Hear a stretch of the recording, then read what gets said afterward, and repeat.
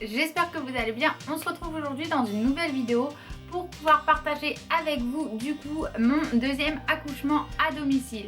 Si vous suivez cette chaîne ou si vous suivez mon Instagram, vous savez que j'ai accouché donc début du mois de novembre et au moment où je filme cette vidéo, on est fin décembre, donc ça fait à peine 2 mois. Et je me suis dit qu'il était temps que je me pose et que donc je vous raconte cet accouchement. Je mettrai dans la barre d'informations, si ça vous intéresse, les autres vidéos que j'ai fait relatifs à l'accouchement à domicile, donc mon expérience pour mon premier accouchement avec Madeline, et j'avais aussi fait une FAQ sur les questions qu'on me posait le plus souvent à ce sujet. Donc pour mon deuxième accouchement, c'est tout naturellement que n'aimant pas ni les hôpitaux ni les médecins et ayant eu un premier accouchement à domicile avec une très bonne expérience, j'ai donc décidé de nouveau planifier un accouchement à domicile et ça s'est très bien passé, mais ça a été une expérience tout de même très différente de mon premier accouchement. Donc si vous n'avez pas regardé l'autre vidéo sur l'accouchement de Madeline, il faut savoir que pour Madeline c'était allé très rapidement. J'avais eu les premières contractions donc à 3h du matin, j'ai perdu les os à 8h30 et Madeline est née à 10h20. Donc ça a été vraiment un accouchement express. Pour Éléonore c'était très différent et c'est de ça dont on va parler aujourd'hui. Donc pour Éléonore ça a été déjà beaucoup plus long et du coup très différent. J'ai eu les premières contractions donc dans la nuit du samedi au dimanche, il était minuit donc on était littéralement en train de changer de jour, donc le dimanche matin à minuit j'ai commencé à avoir eu les premières contractions qui n'étaient pas du tout douloureuses, mais elles étaient espacées que de 10 minutes, ce qui fait que ça m'a empêché de dormir toute la nuit et 10 minutes c'est quand même assez rapproché pour des contractions. Donc j'ai directement envoyé un message à ma sage-femme en lui disant bon bah là j'ai les premières contractions, c'est déjà espacé de 10 minutes. Et pour moi dans ma tête ça allait, on va dire que je pensais qu'au petit matin j'aurais accouché, puisque vraiment pour Madeline c'était allé très vite. Donc c'est pour ça aussi que j'avais préféré lui envoyer un message directement. Et donc au final ce qui s'est passé c'est que ça a duré toute la nuit. Donc on avait décidé de descendre le matelas etc en bas pour que je sois prête au cas où j'accouchais, mais ça n'a pas été le cas. Pour ma part je n'ai pas pu dormir puisque en fait ça m'a tenue éveillée.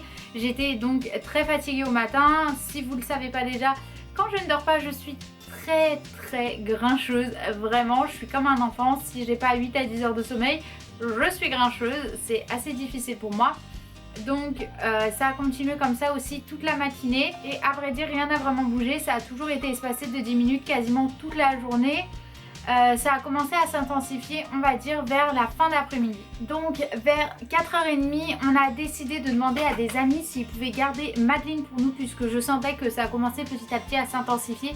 Pas de beaucoup, mais de 10 minutes on était passé à 8 et de 8 minutes on était passé à 6 minutes d'écart entre les contractions. Donc je me suis dit que ça allait pas tarder. Du coup des amis sont venus chercher Madeline, ils ont un enfant qui a le même âge qu'elle, du coup comme ça elle avait quelqu'un avec qui jouer, puisque en fait toute l'après-midi moi je suis restée dans le canapé et Madeline ça se voyait qu'elle sentait que quelque chose allait pas, parce que Madeline elle est quand même assez brute comme enfant quand elle joue, ce qui habituellement ne me gêne pas, mais du coup là elle avait tendance à vouloir me sauter dessus etc. Et petit à petit quand les contractions s'intensifiaient, même si c'était pas très douloureux, j'avais besoin de me poser et du coup il se passait on va dire toutes les 6 minutes, c'est 30 secondes où je lui disais attends me touche pas. Et ça devenait assez difficile à gérer, autant pour elle que pour moi. Du coup donc à 4h30 on va dire allez 5 minutes après qu'ils aient pris Madeline, j'ai perdu les os, peut-être du fait que du coup j'étais moins stressée puisque je devais pas la surveiller. Et vers 17h du coup la sage-femme est arrivée, mais là encore le travail progressait pas particulièrement, c'était toujours assez calme, j'avais des contractions plus intenses mais toujours pas très douloureuses.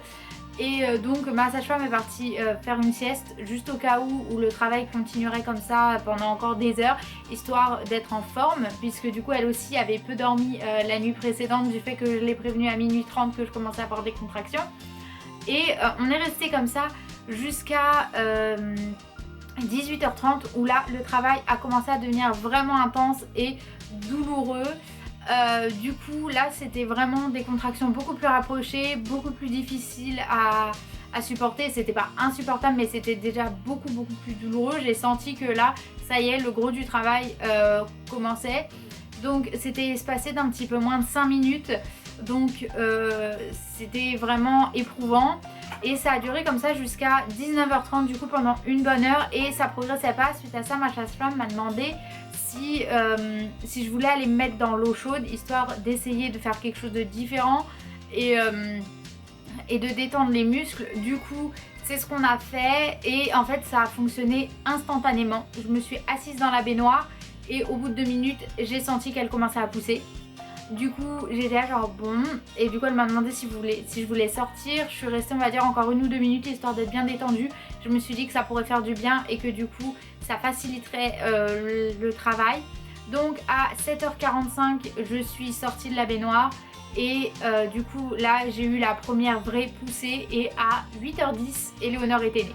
Et donc Éléonore est née à 8h10 et elle faisait donc 50 cm et 3 kg d'œufs, donc elle était plus grande et plus grosse que sa sœur, ce qui fait aussi que c'est probablement ça qui a fait que le travail était plus long.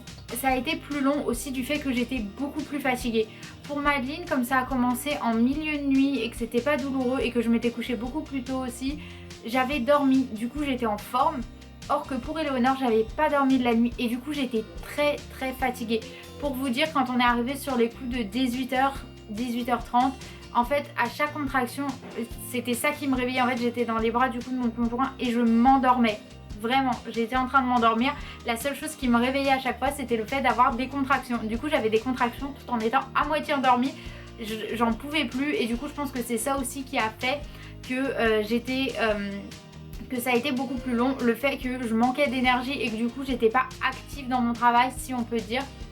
Mais en soi ça n'a pas été plus douloureux, ça a juste été plus éprouvant parce que la longueur a fait que j'étais beaucoup plus fatiguée. Et donc pour vous dire en fait du coup j'ai accouché à 20h10. Donc j'ai récupéré Éléonore, je me suis allongée et j'ai failli m'endormir quasi instantanément. Du coup la sage-femme a fait les soins. À chaque fois qu'elle me posait des questions j'étais un peu en mode oui mais en fait je dormais. J'ai mangé rapidement quelques fruits puisque j'avais pas le courage en fait qu'on cuisine quoi que ce soit, j'étais trop fatiguée, j'avais juste envie de dormir. Et du coup j'étais en train de somnoler toute la soirée. Après il a fallu aller récupérer Madeline puisqu'elle ne voulait pas dormir chez nos amis, elle n'est pas habituée du tout.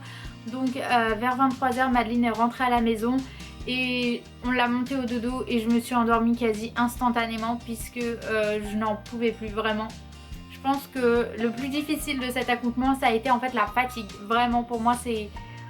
j'ai besoin de mon sommeil. Donc là maintenant dans quelques jours Éléonore va avoir 2 mois. Donc on est à 2 mois postpartum et je me suis dit que ce serait aussi sympa d'en profiter et d'avoir cette vidéo pour faire donc une petite update. À savoir, j'en avais déjà parlé dans mes updates postpartum de mon premier accouchement et de ma première grossesse. J'ai beaucoup de facilité à récupérer de ce genre de choses, je cicatrise très vite, etc. Donc il faut aussi le prendre en compte, ça n'est pas le cas de tout le monde et tout le monde n'a pas aussi la chance d'avoir des accouchements aussi faciles que moi. Plus un accouchement est facile, plus c'est facile de s'en remettre, je suppose. Donc on va parler directement du sujet qui fâche, c'est-à-dire le poids. Pour Madeline j'avais pris 9 kg que j'ai perdu quasi tout de suite et pour Éléonore j'avais pris au total 10 kg, donc quasiment pareil et j'ai perdu aussi quasiment tout directement. Je vais vous montrer, il reste un petit peu de ventre bien évidemment, mais je vais être honnête, je vais pas me plaindre puisque j'ai eu donc en 2 ans 2 grossesses et ça c'est pour le moment tout ce qui reste, sachant que je suis 2 mois seulement après ma grossesse, donc ça va et il me reste donc 2 kilos à perdre. Quelque chose que j'ai expérimenté brièvement pour la première fois et que je n'avais pas eu pour Madeline, ce sont les contractions postpartum. Donc il faut savoir que suite à un accouchement vous pouvez avoir des contractions pendant encore un petit bout de temps après, puisqu'en fait c'est votre utérus qui continue du coup de reprendre sa forme, cette fois-ci dans le sens inverse, et ça peut causer des contractions qui peuvent être assez douloureuses. Souvent c'est provoqué aussi par le fait d'allaiter, etc. Ça provoque ces contractions et là pour Éléonore j'en ai eu 2. Donc c'est pas le bout du monde et c'était pas non plus des contractions très douloureuses, donc j'ai beaucoup de chance aussi sur ce niveau là. Au niveau des saignements, j'ai saigné encore une fois une semaine, pas plus. Au bout d'une semaine j'étais déjà donc sur les petites serviettes de règles et c'était vraiment quelques gouttes par-ci par-là. Là encore j'ai des saignements qui se remettent très bien. Ma sage-femme qui passait tous les jours pour visiter, au bout d'une semaine mon utérus était totalement remis à sa place. Aucune complication particulière, mon corps se remet vraiment très bien, donc on va pas s'en plaindre. Petite différence avec Madeline, c'est que pour Éléonore, j'ai eu une déchirure qui n'était pas énorme mais qui était quand même assez importante, hein, assez importante pour que la première semaine, surtout les 2 premiers jours quand j'allais aux toilettes, je pleurais presque sur les toilettes, vraiment parce que ça pique. Et là encore ça s'est remis vraiment très bien.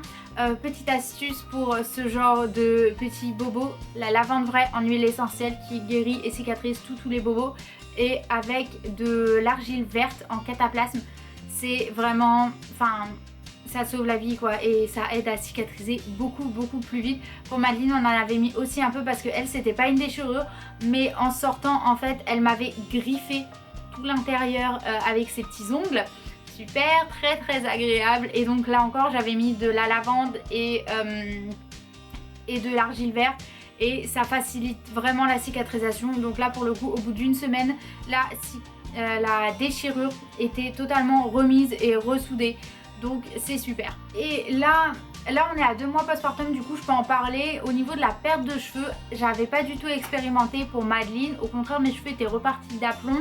Et là pour Éléonore c'est pareil, j'ai pas du tout de perte de cheveux et au contraire mes cheveux poussent très bien. Bon là c'est pas très beau parce qu'ils sont pas propres, mais ils ont recontinué du coup à pousser et ils sont même très longs et ils se portent très bien, donc c'est vraiment super. Pour le coup je pense que ça pareil c'est dû déjà à l'alimentation. Pendant toute la grossesse je prends du zinc, enfin je fais une bonne cure de zinc, et le zinc c'est un minéral qui est vraiment essentiel à tout ce qui va être pousse des ongles, pousse des cheveux, ce genre de choses. Donc ça permet aussi d'entretenir mes cheveux, et d'ailleurs Éléonore est née avec beaucoup de cheveux. C'est aussi dû à ce zinc qui produit et qui aide les cheveux à pousser. Donc ça. Il y a l'Acclamate, donc que je prends tous les jours. Si vous regardez mes vlogs, vous verrez que c'est quelque chose que je filme souvent dans ma routine du matin. Et l'Acclamate, pareil, c'est une algue qui est très riche en minéraux, en vitamines, en protéines, en beaucoup de choses. Et du coup, ça fait partie de ma routine. Et donc forcément, ça favorise aussi le fait que j'ai pas de carence, puisqu'en fait, la perte de cheveux, c'est hormonal, bien évidemment, suite au changement hormonal de la grossesse, mais c'est aussi et beaucoup dû au fait que le corps va manquer de minéraux, de vitamines, etc. Puisque quand vous êtes enceinte, le corps donne tout au maximum au bébé, et quand vous allaitez c'est pareil, il y a ça demande beaucoup d'énergie, et quasiment tous les minéraux et toutes les vitamines que vous consommez passent pour en priorité le bébé. Ça plus la fatigue, le fait de se remettre, du coup entre guillemets vos réserves sont HS quand vous sortez d'une grossesse. C'est pour ça que c'est important de vérifier tous ces vitamines, et ça c'est pas forcément si vous êtes vegan, c'est même aussi si vous êtes omnivore. La preuve, pour ma part, je suis vegan pour mes 2 grossesses, et ma sage-femme a toujours été très surprise que mes résultats de laboratoire soient aussi bons. Et voilà, j'ai pas d'effet secondaire négatif de quoi que ce soit. Donc comme quoi vraiment les minéraux et les vitamines vous pouvez les trouver partout, et c'est important de faire attention pour ça. Donc petite astuce, l'Acclamate. Et la dernière chose aussi que là du coup j'avais pas testé pour Madeline, mais que j'ai testé pour du coup suite à l'accouchement d'Éléonore, c'est donc depuis que je suis inscrite chez Young Living, c'est le Ningxia Red, qui est en fait une boisson très antioxydante qui contient beaucoup de baies rouges et infusée avec des huiles essentielles, qui pareil du coup est très riche en vitamines, antioxydants, etc. qui donc favorise la reprise du corps suite à l'accouchement, et qui est aussi du coup très bien à prendre pendant toute la grossesse et en fait à tous les âges et tous les stades de votre vie, mais à la limite on en reparlera plus tard. Et là pareil c'est un essentiel qui est donc très important et qui facilitera du coup toute cette récupération d'énergie, de minéraux, de vitamines dont le corps a besoin, que vous soyez enceinte ou pas, quoi qu'il arrive. Tous les vitamines et les minéraux que vous pouvez apporter à votre corps, ça lui fera toujours du bien. Donc voilà, c'est tout pour cette petite vidéo. Si vous avez des questions, n'hésitez pas à les poster dans la barre d'informations. N'hésitez pas aussi à regarder la FAQ sur l'accouchement à domicile. Peut-être que votre question a été répondue dedans. J'espère que cette petite vidéo vous aura plu. Je vous fais tout plein de bisous et on se retrouve bientôt dans une nouvelle vidéo. Bye!